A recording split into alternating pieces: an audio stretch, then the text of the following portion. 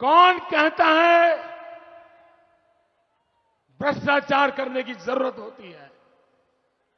भाइयों बहनों, मेरा मंत्र है, न खाता हूं न खाने दूंगा।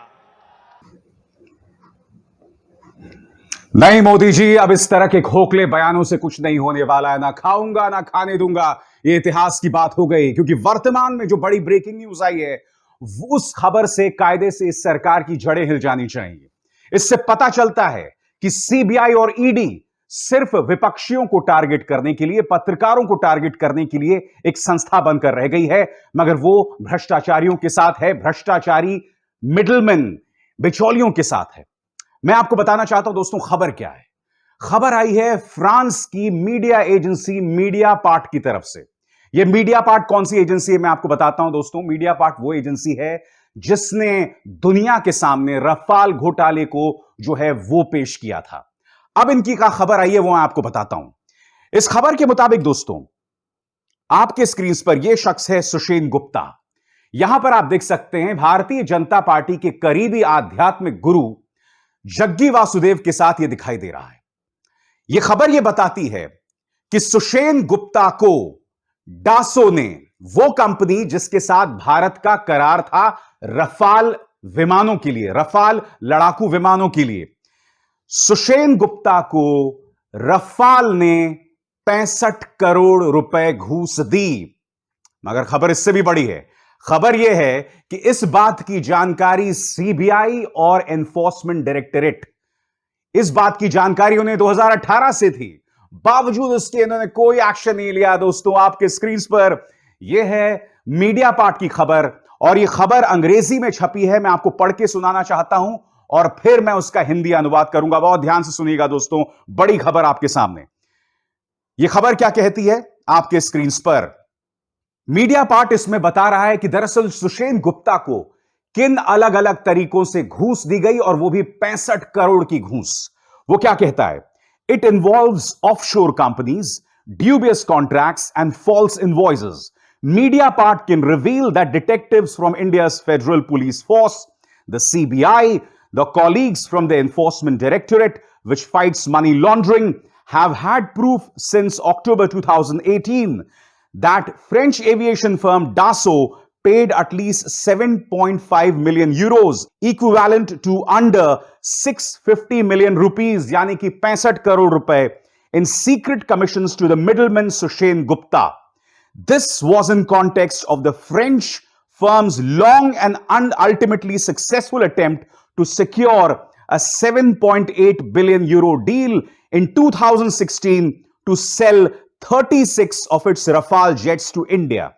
खबर क्या कह रही है कि सुषेण गुप्ता को किन अलग अलग सोर्सेज के जरिए, किन अलग अलग चैनल्स के जरिए घूस दी गई, और वो अलग अलग चैनल्स क्या थे?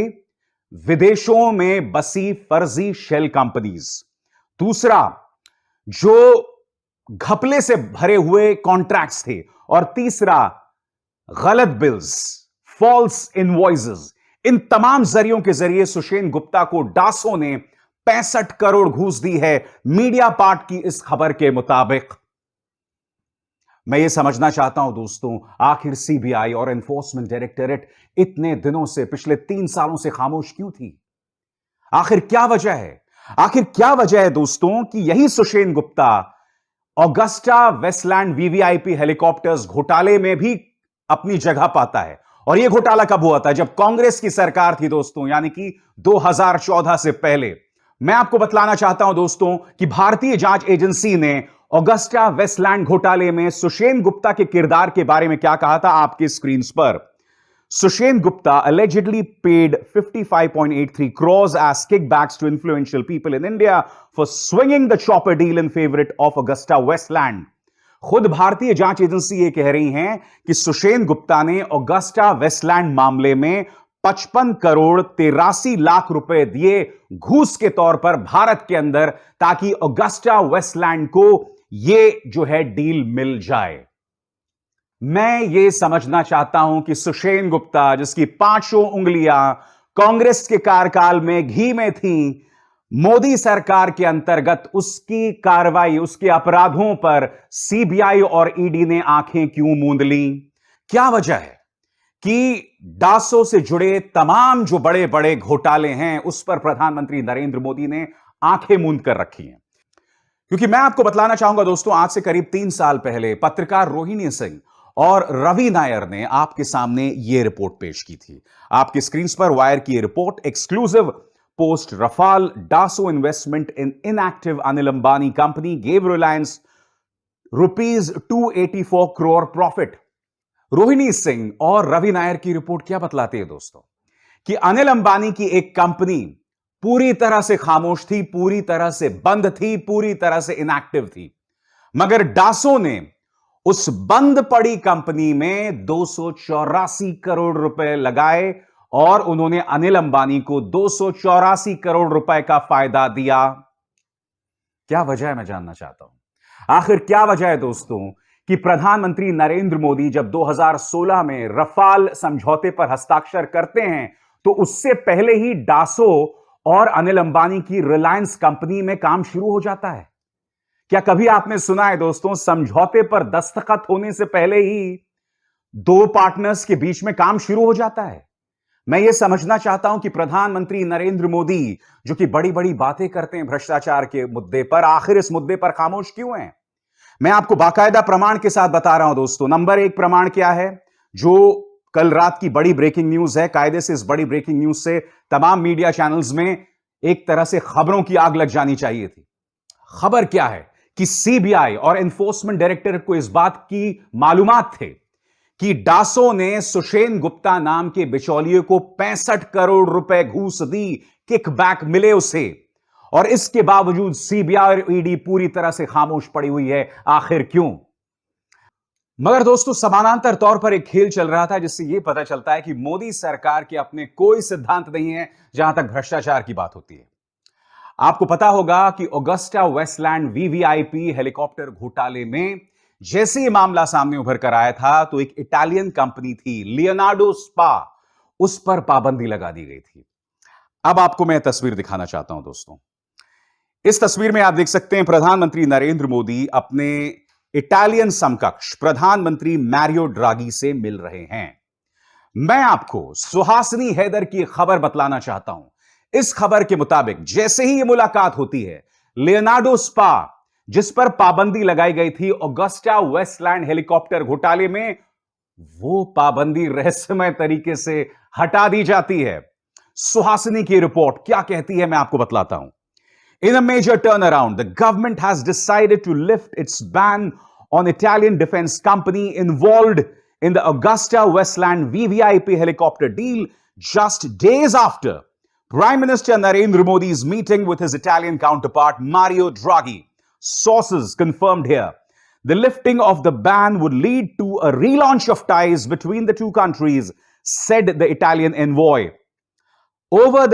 Over the past few years, bilateral relations have been held up over the helicopter case as well as the case of Italian Marines accused of killing Kerala fishermen, and Mr. Modi's first visit to Rome has seen the formal burial of both issues.